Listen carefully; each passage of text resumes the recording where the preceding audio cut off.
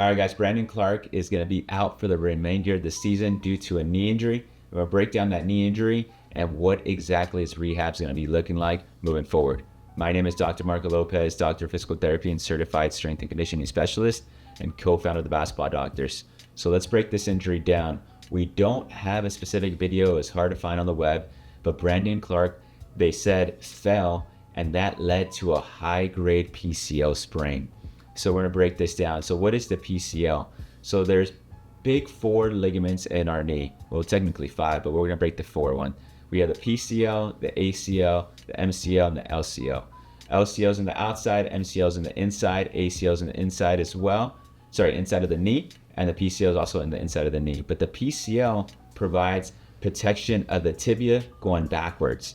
So what happens is whenever you have a fall in basketball, specifically for this injury, he had to fall in that tibia bone. So we have the tibia bone, which is kind of like our shin bone, and then we have our femur.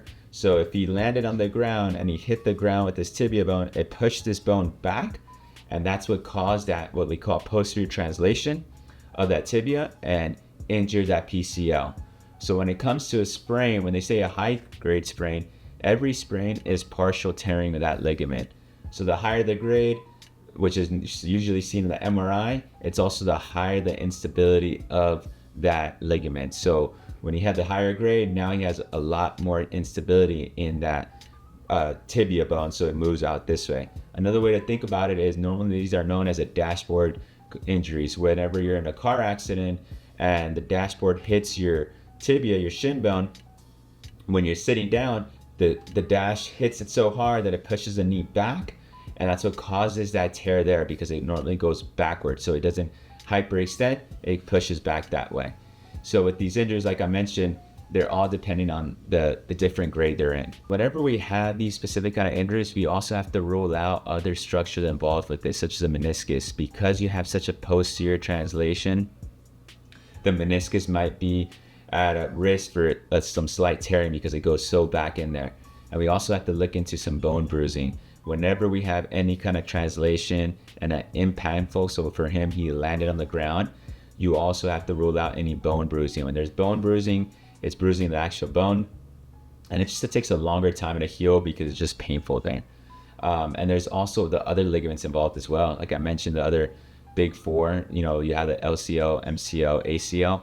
Whenever you have any of these contact injuries as he falls, you also have to rule those out. But so far they said it was only the PCL, which is a good news for him. So what does a recovery look like for a PCL injury? So like I mentioned, it depends on the grade. Because he has a higher grade, there is a possibility for surgery. And surgery is usually indicated if you have a lot of instability or translation, meaning your knee just is a little too loose going backwards, so posterior translation there. Some of the times you don't need to have surgery, but the big thing with that is regaining the stability of the knee, because you don't want that knee to be feeling too loose when he's playing basketball. So that's the big decision they have to make. Because he's out for the season, they might try the conservative route, and then if that doesn't work out, then surgery. But this is a tricky injury because of how high graded PCL sprain, and this is a tough injury for Brandon Clarke because he also had a year and a half ago a torn Achilles, so he's recovering from that. So it's just a tough break for him, but luckily, usually we want to have if I had to choose between a PCL and an ACL, I'd rather go for the PCL, to be honest. But it's still a long injury to recover from, but we'll see in the next coming weeks if they decide to have surgery or not.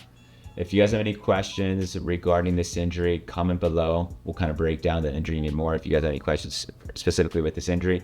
Or if you are dealing with this injury and need help with your rehab, send us a message, send us an email, and we'll try to help you out. And if you have any other athletes that you guys want us to cover, comment below as well. We'll try to cover that athlete's injury. And hit the subscribe button, share this video with friends and family, and we are the Basketball Doctors. Let's ball for life.